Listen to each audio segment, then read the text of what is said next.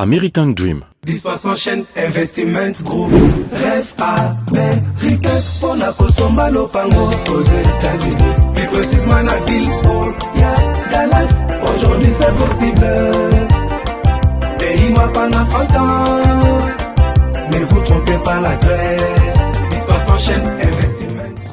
Voulez-vous acquérir une maison aux États-Unis? L'agence immobilière Dispensation Investment Group d'Elite Global, basée à Dallas, vous en donne l'opportunité. Il vous suffit de verser un acompte pour acquérir une propriété que vous payerez progressivement pendant 30 ans. Oui, vous avez bien entendu, pendant 30 ans. Contactez-nous au +1 737 420 84 24, au +1 469 720 60 93 ou au +1 737 548 51.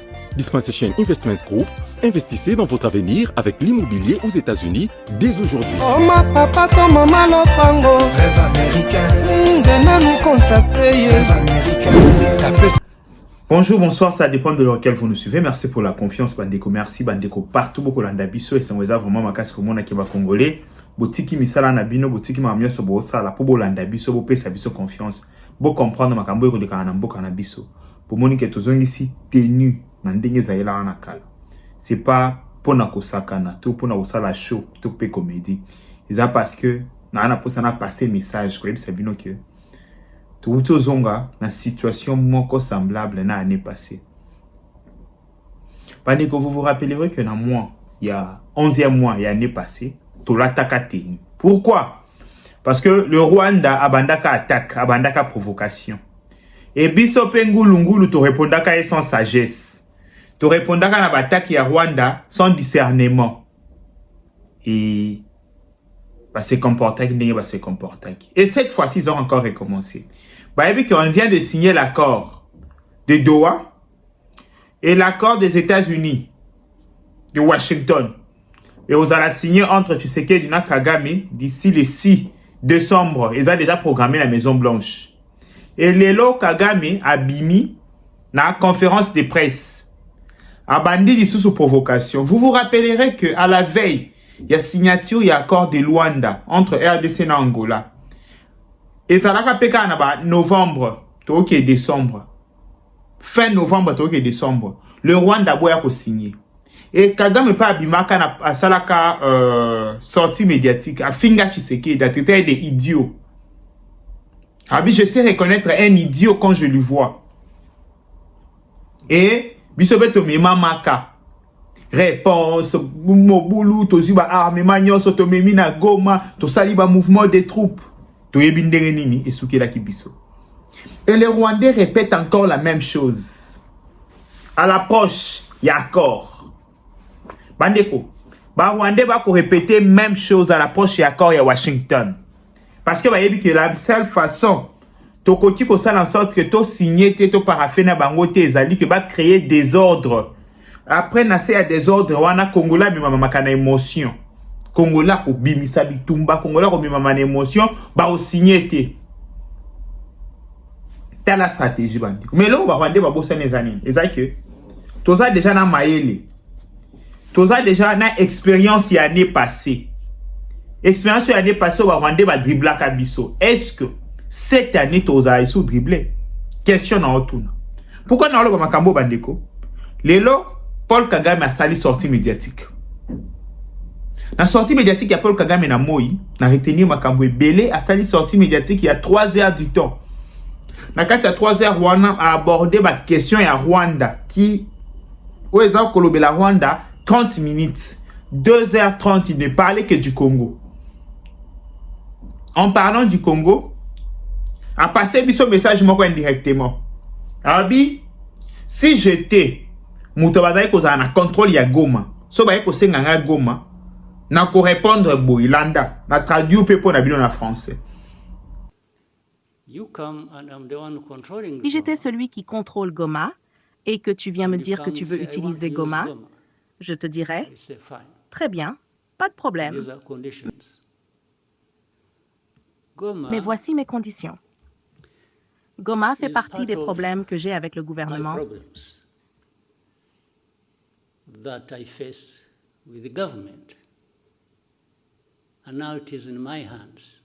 Et maintenant qu'elle est entre mes mains, je ne te la rendrai pas tant que tu ne m'auras pas montré comment tu comptes aussi résoudre mes préoccupations.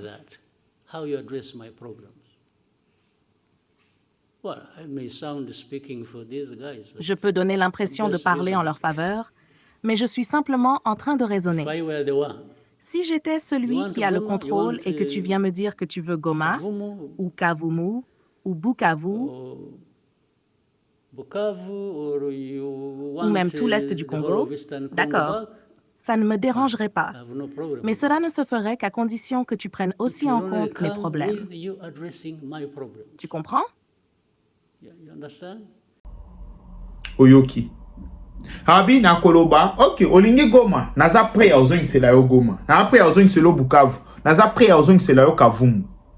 Mais satisfaire nanu ba intérêt nanga. Régler nanu ba problème nanga. Ba problème na eza nini? Ba zong c'est la yo contrôle na ya zalaka nango parce que ils savent que sans les Congo, sans les contrôles sur les Congo, ils sont nuls. L'épée à moi bon moto bazwa. Bayebi ki bazoya yango na Congo. Bandeko, c'est un message codé.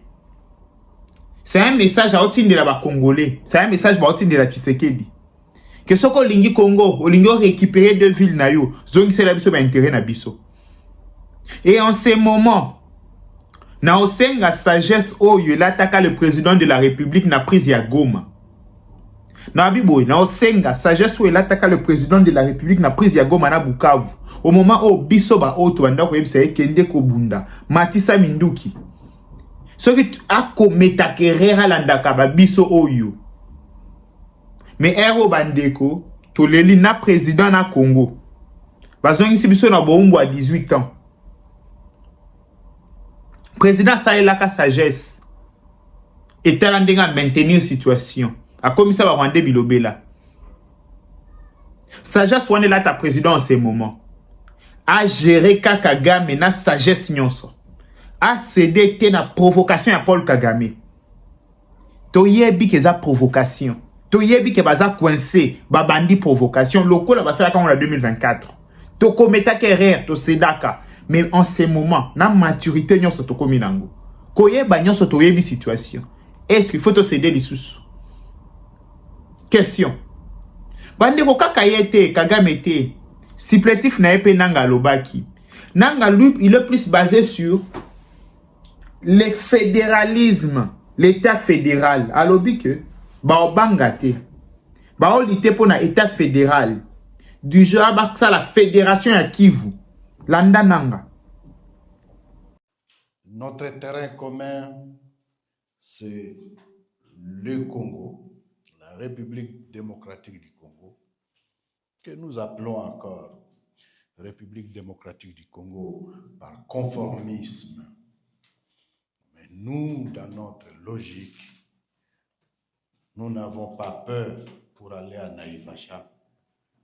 Nous nous sommes dit, nous nous battons au Congo et dans notre projection en tant que mouvement, c'est que la République démocratique du Congo devra devenir la République fédérale du Congo.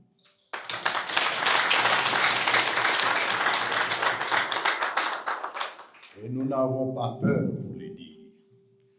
C'est une option,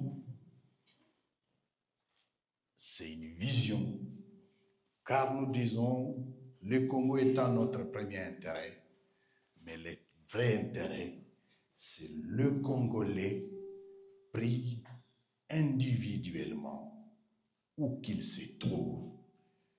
C'est son bien, c'est pour son bien que nous nous battons. Oyoki nanga. Nanga lutte pour basala état fédéral ya Kivu. Bakoma autonome. Yo muto ana bolungu. Yo muto sana Équateur Mambenga. Yo muto sana Kisangani. Tala bitumbo bino bo supporter. Nabibo yo muto sana Kasai nanga ya tala pona ni nanga zoya. Bakabola Congo biteni. Toyebi ndenge ba fédéral e bandaka. E banda boy suka film toyebi ba indépendance e bandako zwama. Ce sont déjà des états autonomes. au kara te biso tozali sécession to se rallier na Rwanda to sali sécession to se rallier na Zambie lisolo pe ya Congo bokati boko motela ngo na musika na bibo lisolo ya Congo esili boko mi kotala yango na musika boko mi kobetela yango bana lokola Yougoslavie maele ya nanga yango wana ke lobi to betela bana lisolo ya Congo lokola to betela bana le kombo ya Yougoslavie que non ba Serbie Monténégro ba ni Bosnie Herzégovine ba donc Kosovo ba Croatie to betela bana lisolo ya kwa ya URSS to betela bana lisolo lokola ya Soudan to betela bana lisolo lokola masolo nyonso to koyoka ka mikolo yo to bosa na Congo na makanisi bitumba ya nanga yango wana bitumba ya M23 yango wana yo mutoko supporter bango ba yebisio lelo na traduire vidéo te vidéo eza authentique tala oyoki omoko vidéo bandeko tolo bali susu nini pour comprendre que bitumba eza tellement makasi que on essaye de faire le mieux to meka ko pesa le meilleur de nous. Ah on a ebisa bino bandeko na makambo boyeba te pourquoi na ebisa bino soutenons le président parce que yana bato ba fandi kimia ba bi tozo observer tu sais que il faut gagner bitumba non eza bitumba na biso nyonso biso ba congolais tozui légèreté makasi na bitumba oyo mona mutafanda lobi mais tu sais que l'IEP a bombardé Goma a bombardé Bukavu combien de fois na ebisa bino ke biso bato tozali genou moko à terre parce que bitumbe ko lekana na territoire na biso bitumbe ko lekane pas na biso moyen to tirer à l'aveugle les athées mais les Rwandais peuvent se permettre de tirer à l'aveugle parce que ba yebi que etali bango te bande kwa Goma bakufa bande kwa Bukavu bakufa etali bango te mais nous on ne peut pas se permettre ça on ne peut pas tirer à l'aveugle c'est ça le problème légèreté oyezo uta wapi na ba congolais ya okanisa ke bitumbe za facile que non tu sais que il doit engager des militaires il doit riposter non c'est toute une stratégie qu'il faut mettre en place. Bato babongisi bitumbo pendant 30 ans. Biso. Toza ko kangisa nan ba morceau ya oba bebisa ki c'est là 30 ans. Bandeko. To kangisa nan ba morceau. Et ici, c'est même pas intelligence extraordinaire pour nous comprendre.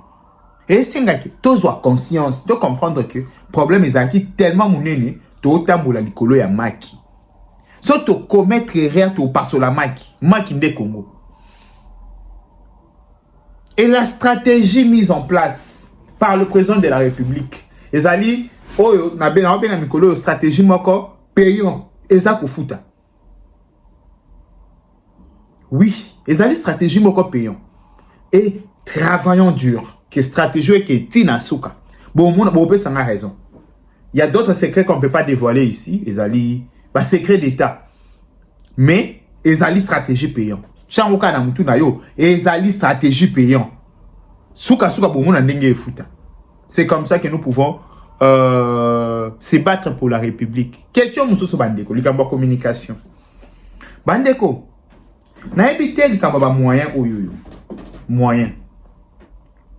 La rébellion, le Rwanda met en place toute une machine de guerre sur sa communication, sur ses efforts de guerre. Mais nous, notre gouvernement, les gens qui s'occupent de la communication comptent sur notre bonne foi, comptent sur notre amour de la patrie pour se battre. Ils pensent que Tozala plus patriote, Tokobunda. Même à Taba Pessibiso de l'autre côté, Tokobunda, Tozala vraiment patriote. Bandeko. Les gens qui gèrent la communication, mettez des moyens. Na bandeli, bocha ba moyen. Sans ba moyen bitumba malongi ozalate na communication. To comme un virage moko très décisif pour namboka na biso. Total la Congo na TV. Total insaba na Congo na documentaire. Moni oyo ezalaka Congo. So to te sérieuxté na makambo. Na bisibino ke to betela bana histoire à Congo. Ba oyeba isu Congo te ezalante. Yaka pays moko munene. Na Afrique ezalaka deuxième. Ezalaka na ba richesse te. Wana da komi bo vivre na kamwa so y république de Kuala Lumpur ya muke boye. Bitumbe Pai. Tandis qu'on avait une chance d'avoir un grand pays, une grande nation. Tu regardes cette chanson, ce que tu as sérieux. Ah, mettons du sérieux. Mettons du sérieux. Et vous allez le remarquer. American Dream. Dispense chaîne Investiment Group. Rêve américain pour la Kosomba Lopango aux États-Unis. Plus précisément la ville où il y a Dallas. Aujourd'hui c'est possible. Pays moi pendant 30 ans. Ne vous trompez pas la Grèce. Dispense chaîne Investiment Group. Voulez-vous acquérir une maison aux États-Unis? L'agence immobilière Dispensation Investment Group d'Elite Global, basée à Dallas, vous en donne l'opportunité. Il vous suffit de verser un apport pour acquérir une propriété que vous payerez progressivement pendant 30 ans. Oui, vous avez bien entendu, pendant 30 ans. Contactez-nous au +1 737 420 84 24, au +1 469 720 60 93 ou au +1 737 548 51. Dispensation Investment Group, investissez dans votre avenir avec l'immobilier aux États-Unis dès aujourd'hui. Oh ma papa, ton maman Lopango. Rêve américain. Venez nous contacter. Rêve américain. Tapez sur Google. Dispense chaîne Investiment Group. Na moke na komi baye. Lopango elenge. Ozala bayere elengi pou. Héritage abana. Rêve américain. On a consommé Lopango aux États-Unis. Plus précisément la ville où il y a Dallas. Aujourd'hui c'est possible. Pays moi pendant 30 ans. Ne vous trompez pas la Grèce. Dispense chaîne Investiment. Lotaka Music Band International.